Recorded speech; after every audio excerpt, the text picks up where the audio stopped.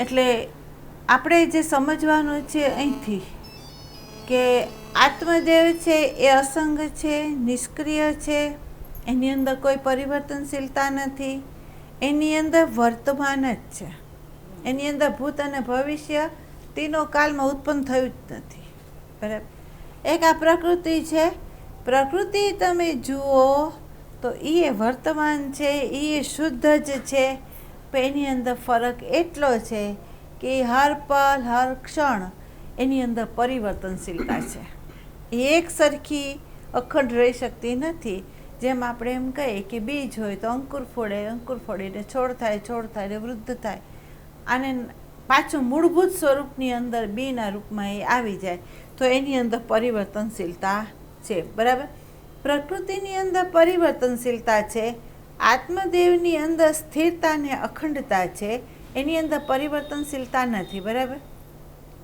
બીજું એક જે સાધન છે, જે સાધન આપણે એમ કહ્યું છે કે પશુ પક્ષી અને માનવ સુધીનું જે સાધન છે, એની અંદર આપણે એમ કહીએ છીએ કે જ્યાં સુધી પ્રકૃતિ છે, પછી એક સ્વેદજ, અંડજ, જરાયુજ, એમાં જે એક કોષી, બે કોષી, ત્રણ કોષી, ચાર કોષી જે જીવ છે, એની અંદર પ્રાણના માધ્યમ દ્વારા એની વ્યવસ્થા ડેટા અનુસાર વ્યવસ્થિત થઈ રહી છે. એની અંદર મન બુદ્ધિ નથી, એટલે એની અંદર અહંકાર પ્રગટ થતો નથી, અને અહંકાર જેની અંદર નથી હોતો તો એની અંદર વિકાસ છે. એના ડેટા અનુસાર એની વ્યવહારિક વ્યવસ્થા છે, પણ આંતર એના આત્મદેવની અંદર વિકાસ થયો છે. એની અંદર વિકાસની પંથની અંદર એ માનવ સુધી આવી જશે. બરાબર. પણ માનવ દેહ પડ્યા પછી જે વિકાસ થવો જોઈએ, એ વિકાસ એ થવો જોઈએ કે જે સાધન છે, બરાબર, એ સાધનને સાધન તરીકે જાણ્યા પછી સાધનનો કઈ રીતે એ ઉપયોગ કરે કે જેની અંદર એનું કર્તૃત્વ ના આવે અને એની યાત્રા અહીંથી જ સૂક્ષ્મ દેહની પૂરી થઈ જાય. બરાબર. પણ બન્યું એવું કે યાત્રા અહીંથી પૂરી ના થઈ. જીવને બન્યું શું, અહીંથી યાત્રા પૂરી થઈ જવી, જે આ છેલ્લો વિકાસ છે. આમ હવે છેલ્લા વિકાસની અંદર બન્યું એવું કે આપણને જે નામકરણ કર્યું એ વ્યવહારિક વ્યવસ્થા માટે કરવામાં આવ્યું, અને જે અનુભવની અંદરથી બનતી જે સ્મૃતિ છે, એ સ્મૃતિ ઉપયોગી એટલા માટે હતી કે વ્યવહારિક વ્યવસ્થાની અંદર જો એની વિસ્મૃતિ થઈ જાય તો આપણે જે સંબંધની અંદર જે વ્યવહાર કરીએ છીએ એ વ્યવહારની અંદર અરાજકતા આવી જાય. બરાબર. એટલે માની જોડે કેમ બેસવું, બેનની જોડે કેમ બેસવું, ભાઈની જોડે કયો વ્યવહાર કરવો, એ જો સ્મૃતિ ના હોય તો આપણે અરાજકતામાં આવી જાય. બરાબર. એટલે અહીંયા સ્મૃતિ સાર્થક કઈ દૃષ્ટિકોણે છે તો કે વ્યવહારિક દૃષ્ટિકોણે. બરાબર.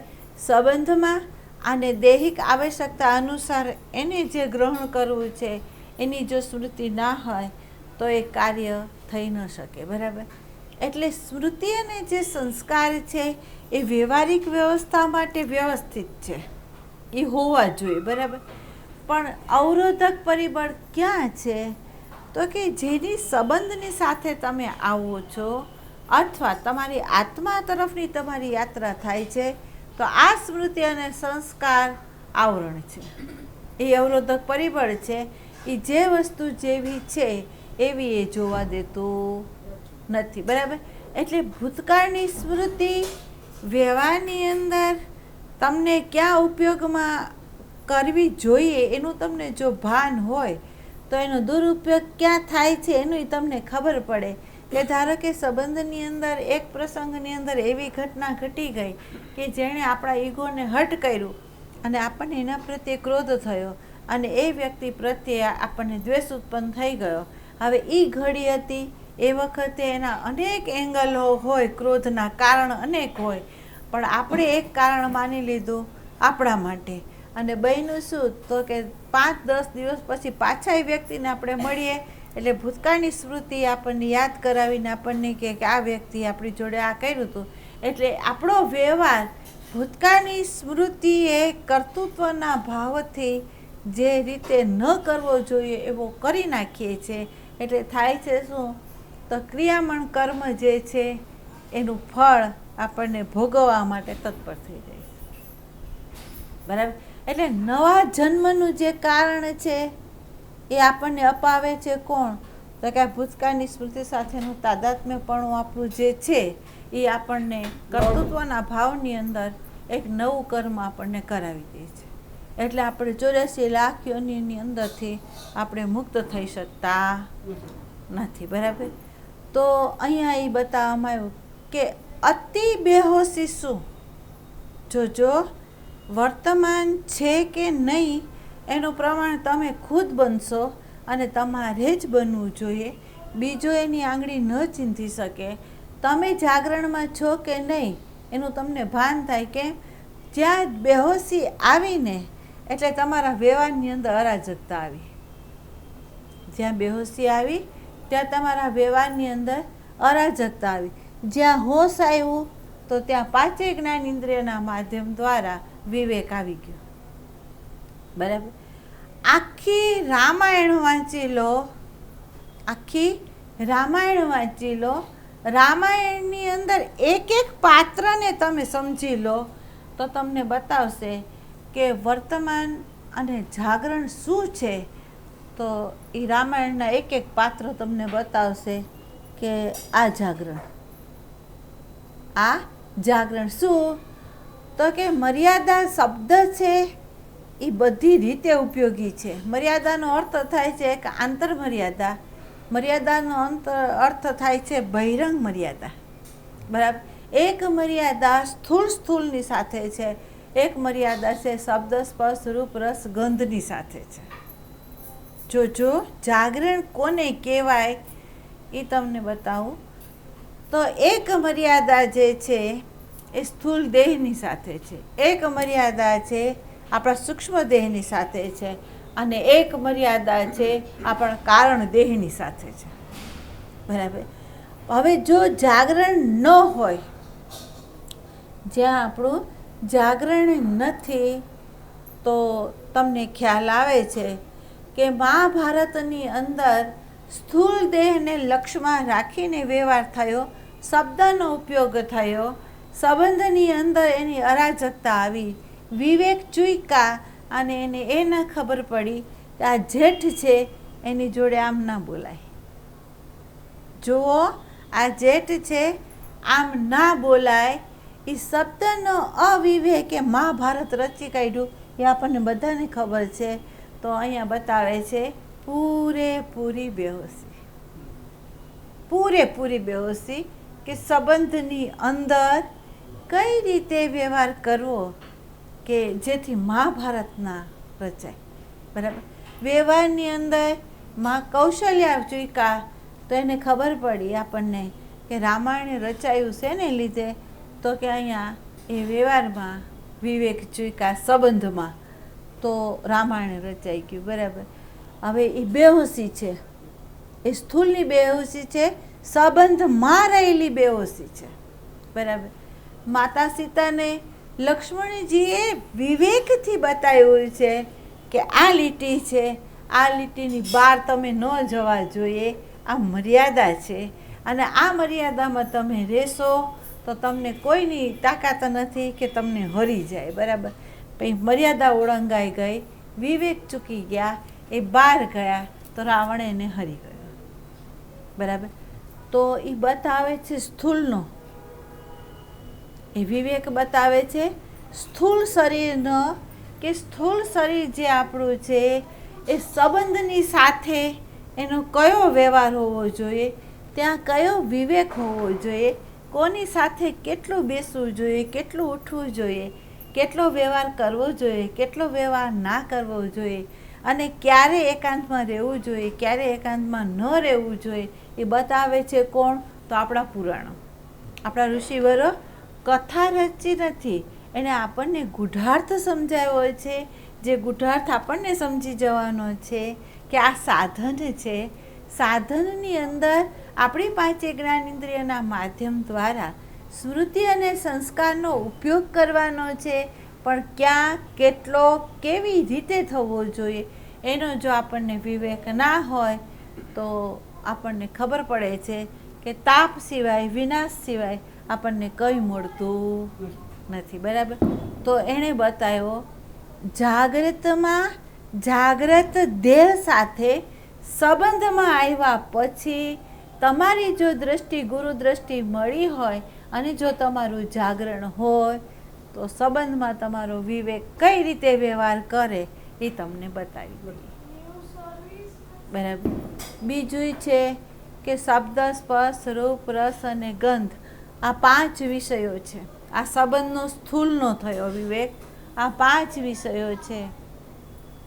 આ 5 વિષયો છે જે ભાવથી બુદ્ધિથી મનથી તમે જુઓ કે બહિરંગ શબ્દ સ્પર્શ રૂપ રસ અને ગંધની અંદર એ કેવી રીતે ઉર્જાનો વ્યય કરાવી દે છે એ પણ આપણને ખ્યાલ આવે છે કે આપણી અતિ માત્રાની અંદર બેહોશી હોય અને આપણે પૂરેપૂરા વર્તમાનની અંદર નથી હોતા તો થાય છે શું?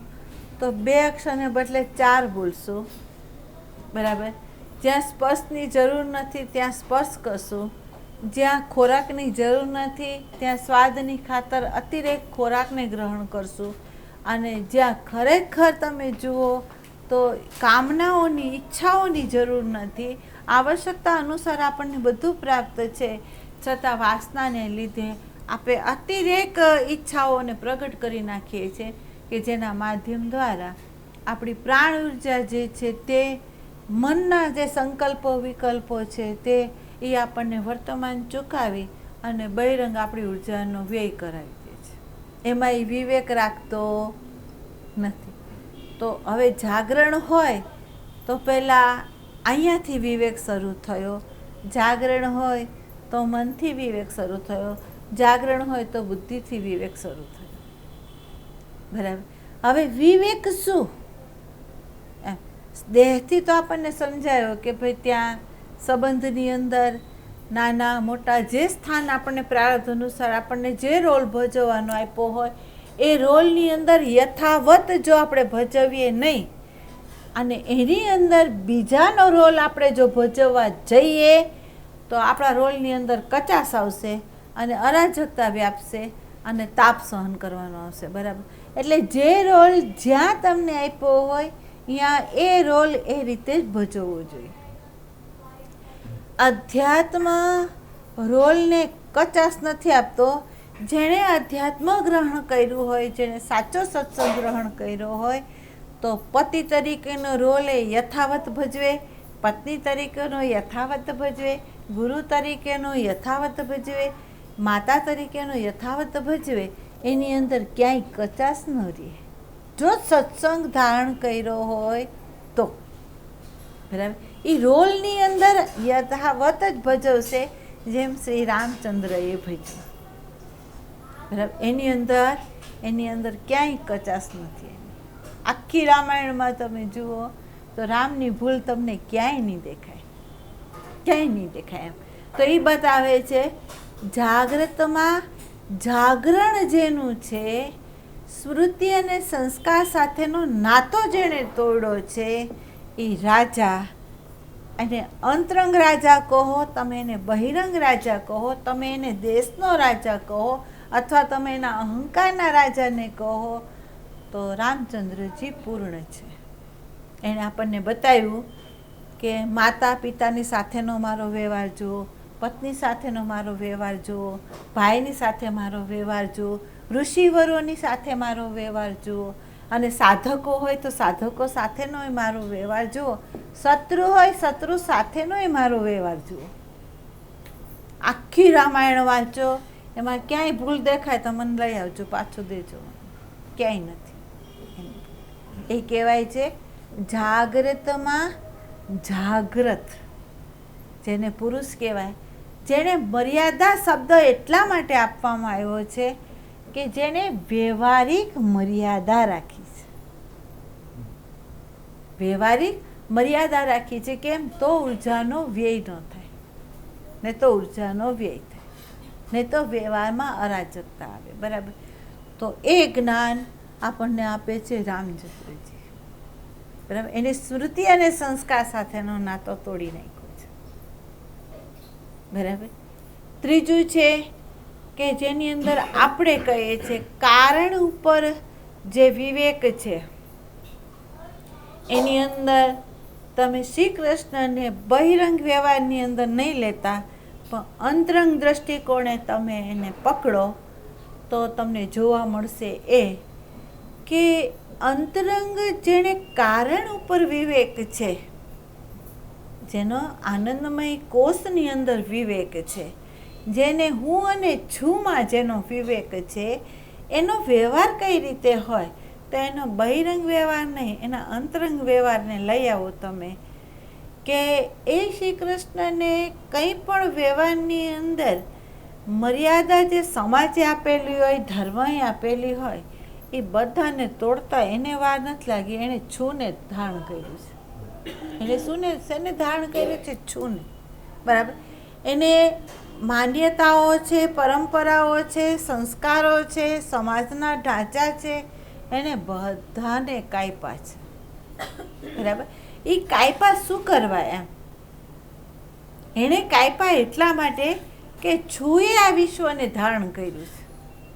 છૂએ વિશ્વને ધારણ કર્યું છે. એના લો અનુસાર પ્રકૃતિ એની વ્યવસ્થાની અંદર સુવ્યવસ્થિત છે. બરાબર. પણ એ વ્યવસ્થાની અંદર સમાજના અહંકારના માધ્યમ દ્વારા જે ઊભી કરાયેલી જે વ્યવસ્થા છે એને હું એક પલ પણ રાખી શકું એમ નથી. એટલે એણે તોડી નાખ્યું. બરાબર. હવે એ તોડ્યો છે એની સાબિતી શું? જોજો, એણે તોડ્યો છે શ્રી કૃષ્ણએ છું ને હુંને તોડ્યું. વ્યવહારની અંદર રિયલ આઈને રાખીને અહંકાર નામ રૂપવાળો છે એણે તોડ્યો, એ રામ છે. અને છું ને હુંમાં વિશેષ રૂપે હુંને તોડ્યો હોય તો એ શ્રી કૃષ્ણ છે. બરાબર. અહંકાર રૂપી હુંને તોડ્યો છે એ તમને બતાવ્યું છે કે માતા પાર્વતી રૂપને બદલીને આવ્યા. જો એનો અહંકાર સાથેનું તાદાત્મ્ય હોત તો હે સીતા બોલ્યા હોત, પણ એનું અહંકાર સાથેનું તાદાત્મ્ય નહોતું. રિયલ આ એટલે અખંડ હુંની સાથેનું તાદાત્મ્ય હતું. તો એણે માં પણ નથી કીધી, સીતા પણ નથી કીધી. એને પિતા શંકરને યાદ કરીને એને એમ કીધું કે કૈલાસમાં મારા પિતા શું કરે છે, વિવેક જુઓ. જો એ વર્તમાન ચૂક્યા હોત તો ભૂલ કરી હોત, પણ વર્તમાન નથી ચૂક્યા. એ રામાયણની સાબિતી છે. શું? તો એણે સ્પષ્ટ શબ્દની અંદર નેત્રએથી હું જોયું. સંબંધમાં શરીરનું જે રૂપ છે એ સીતા છે અને અંદર ખરેખર માં પાર્વતી છે. તો પાર્વતી પણ નહીં કહી શકાય, સીતા પણ નહીં કહી શકાય. કેમ? તો અવિવેક આવશે. તો એને વિવેક જાળ્યો કેવો? તો કે પિતા કૈલાસમાં શું કરે. બરાબર. તો વર્તમાન, શુદ્ધ વર્તમાનની અંદર શ્રી રામચંદ્રજી છે, આ એની સાબિતી છે. બરાબર. અને શુદ્ધ છુમાં શ્રી કૃષ્ણ છે એની સાબિતી એ છે કે જ્યારે સુવર્ણની દ્વારિકા ડૂબી અને યાદવ કુળનો નાશ થયો. જોજો, સુવર્ણની દ્વારિકા ડૂબી, યાદવ કુળનો નાશ થયો, પારધીએ બાણ માર્યું, એટલે શરીરે છૂટવાની તૈયારી ઉપર આવી, પણ છુમાંથી ચલિત ન થયા. એ બરાબર. યાદવ કુળનો નાશ યથાવત છે. એ એણે કહ્યું કે જે રીતે લો છે એ લો પ્રમાણે આનો નાશ થવો જોઈએ. આ મારું કુળ છે એમ નથી સમજાય, એમ નથી સમજાય. આ મારી દ્વારિકા છે એ ડૂબવી જ ન જોઈએ એમ નથી. એણે શું કીધું કે જે સમષ્ટિનો લો છે એ લો પ્રમાણે ઘટના ઘટે જ. હું આનો સાચો અધિપતિ હોઉં ને તો આને બચાવવા જાઉં ને તો મારું અજ્ઞાન છે. બરાબર. પણ પ્રકૃતિના લો પ્રમાણે હું જો એને થવા દઉં ને તો એ મારું જ્ઞાન છે. કેમ? તો છુંમાં કંઈ થતું જ નથી. જે થાય છે આ પ્રકૃતિમાં થઈ રહ્યું છે અને પ્રકૃતિ પરિવર્તનશીલ છે એનું મને ભાન છે. બરાબર. તો આ જે છુંમાં એનું અસ્તિત્વ છે એનું પ્રમાણ જે છે એ ભાગવત બોલે છે. અને આપણને આમાંથી ખ્યાલ આવે છે કે જો એ શુદ્ધ હોય તો જ એને વિશેષ હુંનો અનાદર કરી નાખ્યો છે. બરાબર. તો એ એનું જીવન ચરિત્ર બતાવે છે કે આ પૂર્ણ પુરુષોત્તમ છે. બરાબર. પૂર્ણ કોણ? તો કે આ પૂર્ણ. બરાબર. તો હવે તમે વિચાર કરો કે શુદ્ધ વર્તમાન છે એ વર્તમાનની અંદર તમારે તમારા પ્રમાણને શોધવું પડશે. તમારા અંતઃકરણથી તમે પ્રકાશ કરો અને તમે જુઓ કે ખરેખર આ દૈહિક દૃષ્ટિકોણે પણ તમારી અંદર વિવેક છે. જોજો હા, દૈહિક દૃષ્ટિકોણે પણ તમારો વિવેક છે. અંતરંગા મન બુદ્ધિ ચિત્ત અહંકારની દૃષ્ટિકોણે તમે જુઓ તો શબ્દ સ્પર્શ રૂપ રસ ગંધની અંદર તમારો વિવેક છે. બરાબર. જો અહીંથી ન હોય તો હજી અંદર કેવી રીતે જવું? જો અહીંથી ન હોય તો અંદર કઈ રીતે જવું? કોની જોડે કયો વ્યવહાર હોવો જોઈએ એ જ આપણને અહીંથી ખબર ન હોય તો આપણે આગળ કેવી રીતે જશું? તમને ખ્યાલ હોય, એક ચેષ્ટાને આપણે જો ચૂકીએ ને, એક ચેષ્ટાને, ધારો કે પ્રસંગ આવે અને એ વખતે બાળકે પિતા તરફ જે કર્તવ્ય એનું આવે અને એ ન બજાવે તો એ પિતાની દૃષ્ટિકોણની અંદર બાળકનું એક કર્મ કેટલા દિવસ સુધી ચાલે એ મને કહો? બને તો આખી જિંદગી ચાલે. બરાબર. એક ચૂકેલું કર્તવ્ય આખી જિંદગી સુધી અરાજકતા લાવે છે. તો તમે વિચાર કરો કે તમારું છૂનું અસ્તિત્વ છે અને તમે હુંમાં રહીને રમો છો તો તમારા કેટલા જન્મો આ લઈ લે? કેટલા? બરાબર. સાધન તો આ જ રહેવાનું છે. સાધન મન બુદ્ધિ ચિત્ત ને અહંકાર જ રહેવાનું છે. બરાબર. પણ એ સાધનની જોડે આપણે સભાન હવે અહીંયા થવાનું છે કે જેમ આણે આપણને કહ્યું કે મન છે એની જે પ્રવૃત્તિ છે એને તમે નિરખો તો એ વર્તમાન ચૂકાવી દે છે. બરાબર. કોને ચૂકાવે છે? તો કે જે બેહોશ છે ને એને ચૂકાવે છે. જેને હોશ છે એ એનો ઉપયોગ કરશે. જેને હોશ છે ને એ એનો ઉપયોગ કરશે. જે બેહોશ છે એને એ ચૂકાવી દેશે. તો આપણે રહેવું છે હોશમાં. આપણે રહેવું છે હોશમાં. તો આપણે હોશમાં કેવી રીતે રહેશું? આપણે ક્યાં સજાગ થશું? એમ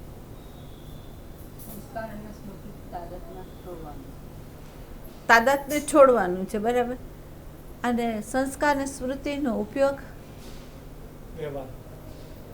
વ્યવહારમાં કર. એમાં જો તમે તાદાત્મ્ય તોડ્યું, વ્યવહારમાં ઉપયોગ કર્યો તો એ વખતે તમે સજાગ રહી શકો. જોજો હવે કહું તમને, એક વ્યક્તિ આપણા જીવનની અંદર સારું કર્મ કર્યું હોય તોય ભલે, ખરાબ કર્યું હોય તોય ભલે, એની એ આપણી સન્મુખ નથી થઈ પણ એની યાદી આવે ને, ધારો કે એક વ્યક્તિની યાદી આવે ને એટલે એનું આખું માળખું ચિત્ર આપણી સામે આવી જાય. ધારો કે કોઈ વ્યક્તિએ મારું સારું કર્યું હોય તો એ વ્યક્તિની સામે આવું અથવા એની યાદી કરું અથવા એના ઘરના સ્થાન આગળથી હું નીકળું તો આપણા જીવનમાં એણે જે જ્યાં પ્રસંગે આપણને ઉપયોગ થયો હોય ને આખું ચિત્ર આપણો, આખો ઇતિહાસ આપણી સામે આવી જાય. બરાબર. સામે આવી ગયો ને એની સાથે જો તમે તાદાત્મ્ય થઈ ગયા તો તમે મમત્વ કે મોહની અંદર, લાગણીના વેળાની અંદર ભાવમાં વિકૃતિ કરીને વહી જશો. બરાબર. પણ ભલે એ સામે આવ્યું, આનો સ્વભાવ છે મનનો. શું આ મનનો સ્વભાવ છે? શું આપણા બ્રેઇન સેલની અંદર જે એના ડેટા છે એમાંથી એને કાઢી આપણી સામે એને રજૂ કરી દીધું. આખું ચિત્ર આપણને આપી દીધું એણે. બરાબર. ચિત્ર એટલા માટે એણે આપ્યું કે વર્તમાનની અંદર તમારે એની જોડે કઈ રીતે વ્યવહાર કરવાનો છે એટલા માટે એણે ચિત્ર આપ્યું. બરાબર. ચિત્ર શું કરવા આપ્યું?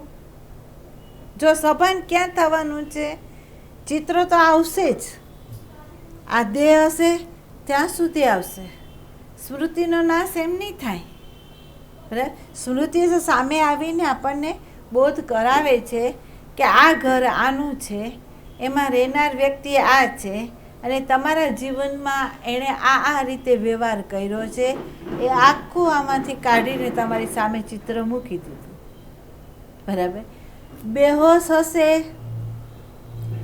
એ ભાવની સાથે તાદાત્મ્ય થઈ જશે, અને ભાવની સાથે તાદાત્મ્ય થઈને વ્યવહાર કરી નાખશે. હોશમાં હશે તો એ વ્યવહાર કરતા એ પહેલાં સજાગ થઈ જશે. સજાગ શું થશે? તો આ જે ચિત્ર છે એ ચિત્રની અંદર આપણને ઉપયોગી થયો હોય તોય ભલે, આપણને દુરુપયોગી થયો હોય તોય ભલે. વર્તમાન શું છે અત્યારે? આ પલ શું છે? તો હવે આ પલ ઉપર નજર રાખીને એ વિવેકથી જે વ્યવહાર કરશે ને એ સાચો હશે. અને એ વ્યવહારની અંદર શું હશે? તો ભૂતકાળની સ્મૃતિ નહીં હોય, પણ સત એનો આધાર હશે. સત એનો આધાર હશે. કેમ? તો અહીંયા વર્તમાન સત છે, અહીંયા વર્તમાન સત છે, તો સામે સત એનો આધાર હશે. અને સતના આધાર રહીને અત્યારે જે વ્યવહાર કરવો જોઈએ એટલો જ એ કરશે. એનાથી ઉપરવટે જશે નહીં, તો એનો વિવેક સાચો રહેશે, એનો વ્યવહાર સાચો રહેશે. બરાબર, જો તમે એમાં સજાગ નહીં થાઓ તો આ મન જે છે એ પોતાના સંસ્કારની પટ્ટી ચડાવી અને તમને એ બતાવી દેશે, બીજું પણ અભિપ્રાય આપી દેશે. અભિપ્રાય શું આપશે? આ વ્યક્તિએ તમારી જોડે વ્યવહાર આવો કર્યો હતો. બરાબર, અભિપ્રાય જ્યારે આપવા બેસે છે ને એમાં આપણે સભાન નથી રહેતા. ચિત્ર બતાવવું એ બરાબર છે, પણ ચિત્ર વિશે જ્યારે વિશ્લેષણ કરવા તત્પર થયું અને જો તમે સજાગ ના થયા તો તમારો વ્યવહાર કઢંગો છે, અવિવેકી છે. બરાબર, પણ એનો અભિપ્રાય લીધા વગર તમે પ્રકાશી લીધું, કારણ કે સત છે અહીંયા, અને સતે પ્રકાશી લીધા પછી એને સતનો આધાર રાખીને વાત કરી, જેમ રામે વાત કરી એવી રીતે તમારી વાત થાય તો તમને કોઈ કર્મના ફળો નથી લાગુ પડતા. બને છે શું? તો અંદરની જે સ્મૃતિ હતી એ બહાર નીકળી ગઈ, હવે એ અંદર નહીં જાય. હતી અંદર એ તો બહાર તો કાઢવી જ પડશે એને. નીકળી પણ પાછી એને ધારણ ન કરી. પણ જો તમે બેહોશમાં આવ્યા અને તમે એની જોડે વ્યવહાર કર્યો તો પેલી સ્મૃતિને તમે અંદર જ રાખી, ઉપરાંત બીજી અંદર ઉમેરી દીધી. બરાબર, એટલે એ પ્લસ થઈ. બરાબર, અને જે વ્યવહાર કર્યો એ પણ તમે કર્તૃત્વમાં કર્યો. બરાબર, એટલે કર્તૃત્વથી કર્યો એટલે એનું ફળ તમારી સાથે રહ્યું. બરાબર, આ જે પ્રવૃત્તિ છે એ આત્માની નથી, આ દેહની નથી, પણ આ મનની છે. અને મનની આ પ્રવૃત્તિ ક્યારે થાય? તો તમે જાગરણમાં ન હો, તમે બેહોશ હો, તમે અહંકારની સાથે તાદાત્મ્ય હોય તો જ થાય, ને તો ના થાય. બરાબર, પણ જો તમે અહીંયા અહંકારથી છૂટા હો અને તમે વર્તમાનમાં હો તો વ્યવહાર શુદ્ધ છે. બરાબર, એટલે કે છે સંચિત, ક્રિયમાણ અને કર્મ વર્તમાનની અંદર છે. એ ત્રણની અંદર સજાગતા અને પ્રકાશ તમારી અંદર આવે ક્યારે? તો તમે સતમાં હો તો. જોજો, ફક્ત આપણી જે દોરી જ્યાં બાંધેલી છે, જે ખીલે બાંધેલી છે, ત્યાંથી એને છોડી દેવાની છે, અને જ્યાં બાંધવાની છે ત્યાં એને બાંધો. કયા સુરતામાં બાંધો? તો કે સતના સુરતામાં બાંધો.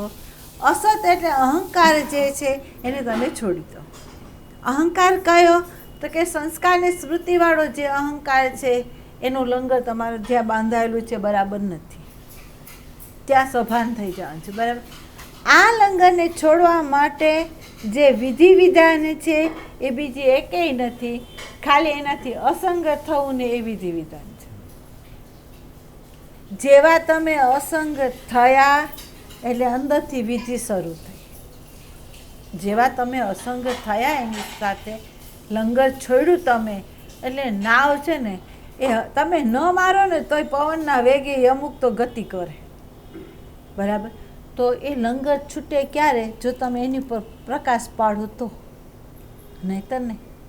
બરાબર. તો મનની જે પ્રવૃત્તિ છે એ આ છે. વર્તમાન કેવી રીતે ચૂકાવે? તો કે આખું ચિત્ર દોરે છે ત્યાં સુધી નથી ચૂકવતું. એની વિશે જ્યારે વિશ્લેષણ કરવા જાય છે ને, એટલે તમે જો ત્યાં સભાન ન હો તો તમને ચૂકાવી દે છે. તો કાં તમને ભૂતકાળ તરફ લઈ જાય, કાં તમને ભવિષ્ય તરફ લઈ જાય, અને કાં તમને વ્યવહારમાં ગતિ આપી દે, અને તમે તમારું સ્વરૂપને છોડી દો છો. તમારો આનંદ છે, શાંતિ છે, પ્રેમ છે, એ લૂંટાઈ જાય છે. આ છે મનની પ્રવૃત્તિ, અને અહીંયા આપણે સજાગ રહેવાનું છે. બરાબર. એટલે હવે તમે જુઓ તમારા વ્યવહારમાં ક્યાં છો. વર્તમાન હશે તો તમારો પ્રકાશ રહેશે કે વ્યવહારમાં હું ક્યાં ચૂકું છું.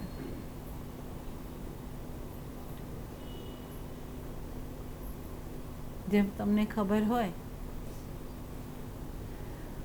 તો દરેક સંતો જે છે એનો વ્યવહાર જોજો તમે. સતને ધારણ કરીને, સતમાં રહીને, સતને ધારણ કરીને સતમાં રહીને એ વ્યવહાર કરે છે.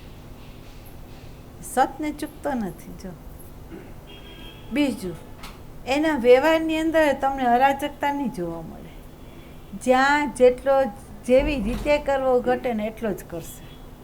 તમને ખ્યાલ હોય, આમાં રાજકોટમાં એક વ્યક્તિએ પ્રશ્ન કર્યો હતો કે એક જ ગુરુના બે શિષ્ય, અર્જુન અને એકલવ્ય. આમ જોઈએ તો બે શિષ્ય છે, બરાબર.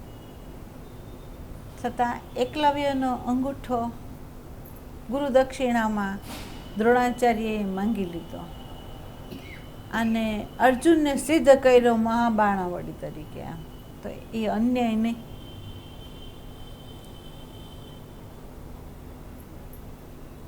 એ અન્યાય નહીં? બીજું કે એ ગુરુ દક્ષિણા માગી કેવી રીતે શકે? જોજો જોજો, એ ગુરુ દક્ષિણા માગી કેવી રીતે શકે? કેમ? તો શીખવાડામાં તો દ્રોણાચાર્યએ કંઈ કર્યું નહોતું, પણ એકલવ્યએ કર્યું હતું. એકલવ્ય તાદાત્મ્ય થયા, એકલવ્ય એની સાથે ભાવથી જોડાણા, અને એની સાથે એકરૂપ થઈને વિદ્યાનો પ્રયોગ કર્યો. બરાબર. એટલે એકલવ્યના એકના પુરુષાર્થથી આ જ્ઞાન એની અંદર પ્રગટ થયું કહેવાય, કે જેમાં દ્રોણાચાર્યએ કોઈ પુરુષાર્થ કર્યો નથી. બરાબર. પણ જે સાધન એણે લીધું એ દ્રોણાચાર્યની મૂર્તિનું લીધું છે. બરાબર. તો એના પુરુષાર્થથી મેળવેલું જ્ઞાન છે, એણે પુરુષાર્થ કર્યો, એ તાદાત્મ્ય થયો, એણે ગુરુપદ આપીને એણે સ્વીકાર્યો, પોતે શિષ્ય થયો. ગુરુ પોતે એનો ગુરુ નથી બન્યો. બરાબર. તો ગુરુ દક્ષિણા કેવી રીતે? તો સમજવા જેવો વિષય છે આ, કે ગુરુ દક્ષિણા કેવી રીતે માંગી શકે આ. બરાબર. બીજું એક છે કે દ્રોણાચાર્ય આમ જોઈએ તો ભલે દુર્યોધનના સાનિધ્યમાં રહ્યા, પણ હતા તો જ્ઞાની ઋષિ હતા. બરાબર. એટલે એણે કઈ ચેષ્ટા કરી હોય ખોટી તો ન જ હોય. એણે જે ચેષ્ટા કરી છે એ ખોટી ના હોય. એમ એણે શું જોયું? જો વિવેક શું છે, એણે શું જોયું કે આ બધી વાત સાચી છે. આ એકલવ્યની જે અંદરનું જે શિષ્યત્વ છે એ અર્જુનમાં નથી, આની અંદર છે. બરાબર. પણ એની જે જાતિ અને જે સંસ્કાર છે એ કયા છે? એની જાતિ અને એના જે સંસ્કાર છે એ કયા છે? તો આ વિદ્યા છે એ કોના હાથમાં હોય તો એનો સદુપયોગ થાય, અને કોના હાથમાં ના હોય તો એનો દુરુપયોગ ન કરી શકે. બરાબર. તો એકલવ્યના હાથમાં આ વિદ્યા દુરુપયોગ કરે, કેમ કે એ વિશ્વનો વિનાશ નોતરે.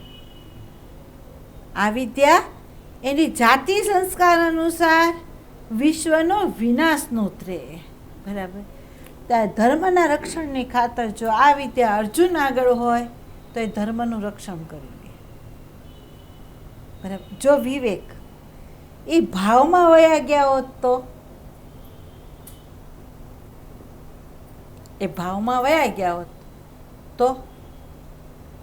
તો એ કામ ન કરી શકત. બરાબર.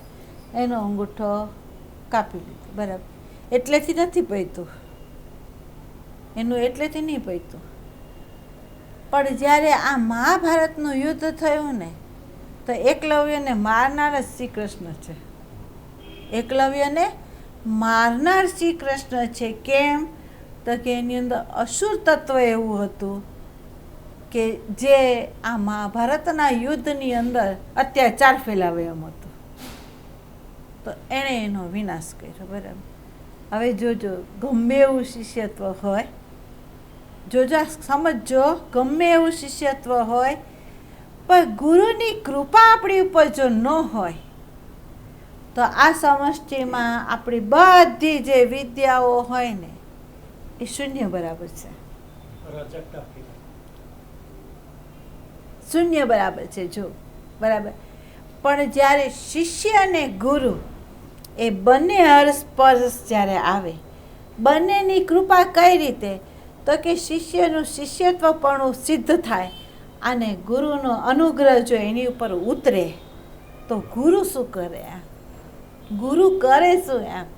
તો એમ કહેવામાં આવે છે કે શિષ્ય જ્યારે ગુરુના આદેશને જ્યારે સ્વીકારે છે, ગુરુના એક એક શબ્દનો અનાદર કર્યા વગર પ્રેક્ટિકલની અંદર જ્યારે ઉતારે છે ને, ત્યારે આ ગુરુ એક કામ એવું કરે છે કે એવી સમષ્ટિની શક્તિના હાથમાં એને પકડાવે છે. હાથ ગુરુના 2 હાથ પકડાયેલા છે. જોજો તમને નહીં ખબર હોય, ગુરુનો એક હાથ શિષ્યએ પકડ્યો છે, તો એક હાથ સમષ્ટિના હુંએ પકડેલો છે.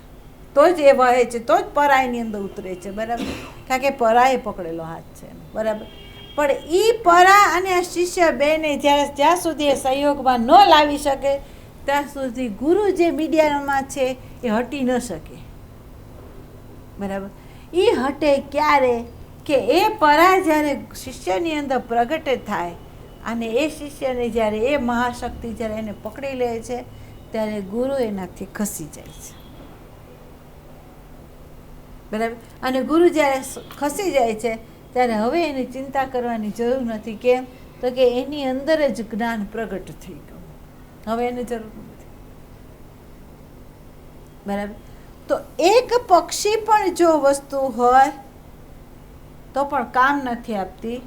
એવી રીતે અહીંયા એમ કહે છે કે અહીંયા સતને પકડેલી મનોવૃત્તિ હોય, પણ બારે સતને જો તમે ધારણ ન કરી શકતા હોય તોય અરાજકતા આવે, તોય તમારા વ્યવહારની અંદર અરાજકતા વ્યાપી જાય.